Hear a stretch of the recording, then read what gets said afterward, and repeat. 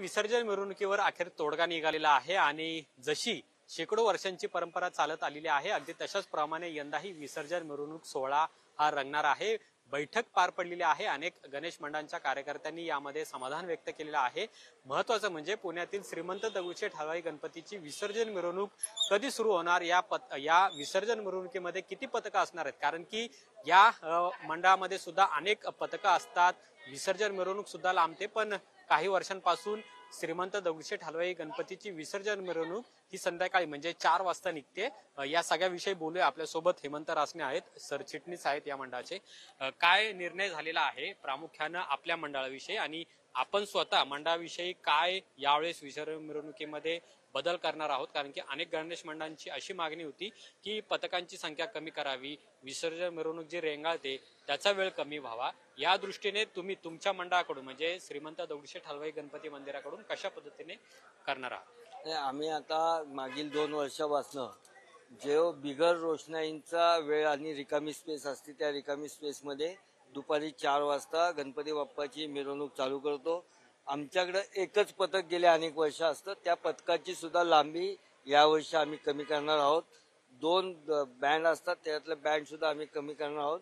आमची सुद्धा विसर्जन मिरवणुकीची लांबी आम्ही कमी करणार आहोत आणि आम्ही 4 वाजता बेलबाग चौकात आल्यानंतर 3 ते 3.5 तासात आम्ही जास्तीत जास्त 4 तासात आमचं विसर्जन पूर्ण करू। पुढे जर आम्हाला पूर्ण व्यवस्थित गती मिळाली, आज आम्ही सर्व पुण्याच्या गणेशोत्सव मिरवणुकीच्या निमित्ताने आम्ही तीच भूमिका मांडली की पहिले 5 मानाचे गणपती ते 9:30 ते 12 मध्ये बेलबाग चौकातनं क्रॉस व्हायला पाहिजे। 12 नंतर बिगर रोषणाईचे जेवढे गणपती जातील तेवढे जायला पाहिजे। 4 वाजता दगडूशेठ सुद्धा जाईल। 6 वाजेपर्यंत अजून जे बिगर रोषणाईचे असतील ते बेलबाग चौकातनं पास होतील। मग विद्युत रोषणाईचे जे गणपती आहेत ते संध्याकाळी अंधार पडल्यानंतर चालू करतील आणि मग विसर्जन मिरवणूक लवकरात लवकर वेळेत संपेल। काही गणेश मंडळांनी मानाचे 5 गणपती गेल्यानंतर आम्ही विसर्जन मिरवणुकीमध्ये सहभागी होणार बेलबाग चौकातून अशी भूमिका घेतलेली होती। त्याच्यावर काही त्या वादावर काही तोडगा निघालेला आहे का आज? नाही, त्यांनी स्वतःहूनच कालच्या आपणच माझ्या मते त्यांनी स्वतःच सांगितलं की आम्ही नेहमीच्या वेळेत येणार।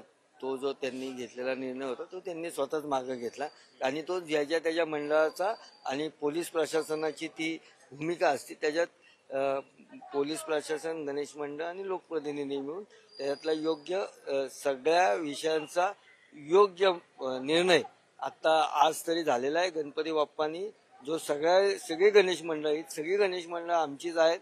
गणपती बाप्पा हा बुद्धीचा दाता आहे। त्यांनी सर्व कार्यकर्त्यांना आतापर्यंत चांगली बुद्धी दिली, आता याच्या पुढे ती चांगली बुद्धी दिली आणि सर्व गणेश मंडळ मिळून पुण्याचा गणेशोत्सव जो जगाच्या पटलावर गेलेला आहे तो अजून कसा चांगल्या पद्धतीने होईल ह्या दृष्टिकोनातून आम्ही प्रयत्न करणार आहोत।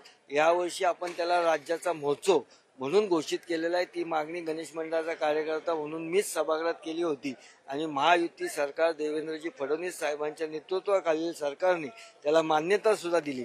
त्यामुळे विसर्जन मिरवणूक असो, संपूर्ण उत्सव असो, तो अतिशय धुमधडाक्यात साजरा, धर्म संस्कृती परंपरेला साजेसा हा साजरा होईल। खूप खूप धन्यवाद आमच्याशी बोलल्याबद्दल। कॅमेरामन तुषार नानावरेसह अमोल धर्माधिकारी, लोकशाही मराठी, पुणे।